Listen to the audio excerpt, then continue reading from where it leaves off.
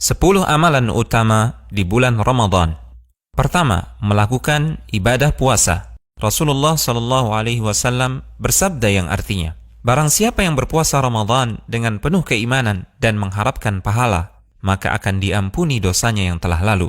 Kedua, melakukan salat malam, salat tarawih dengan berjamaah. Rasulullah SAW bersabda yang artinya, barang siapa yang salat malam di bulan Ramadan dengan penuh keimanan dan mengharapkan pahala, maka akan diampuni dosanya yang telah lalu. Ketiga, memperbanyak sedekah dan kedermawanan, seperti memberi makan fakir miskin, membantu orang yang membutuhkan, memberi makan orang yang berpuasa saat berbuka, dan lain-lain. Rasulullah SAW bersabda yang artinya, barang siapa memberi makan orang yang berpuasa, maka baginya pahala seperti orang yang berpuasa tersebut, tanpa mengurangi pahala orang yang berpuasa itu sedikit pun. Keempat, memperbanyak membaca Al-Quran. Bulan Ramadan adalah bulan Al-Quran, karena pada bulan Ramadan, Al-Quran pertama kali diturunkan. Sebagaimana firman Allah Subhanahu wa Ta'ala yang artinya, bulan Ramadan adalah bulan yang di dalamnya diturunkan Al-Quran sebagai petunjuk bagi manusia, dan penjelasan-penjelasan mengenai petunjuk itu, serta pembeda antara yang hak dan yang batil.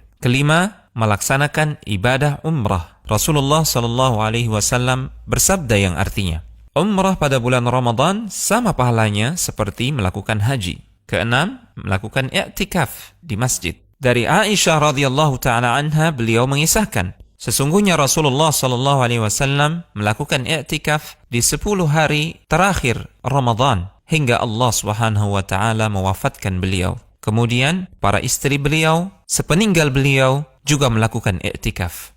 Ketujuh, mencari keutamaan Lailatul Qadar dengan bersungguh-sungguh dalam beribadah. Rasulullah SAW bersabda yang artinya, barang siapa yang salat malam pada malam Lailatul Qadar dengan penuh keimanan dan mengharapkan pahala, maka akan diampuni dosanya yang telah lalu. Kedelapan, menyegerakan berbuka puasa dan mengakhirkan sahur.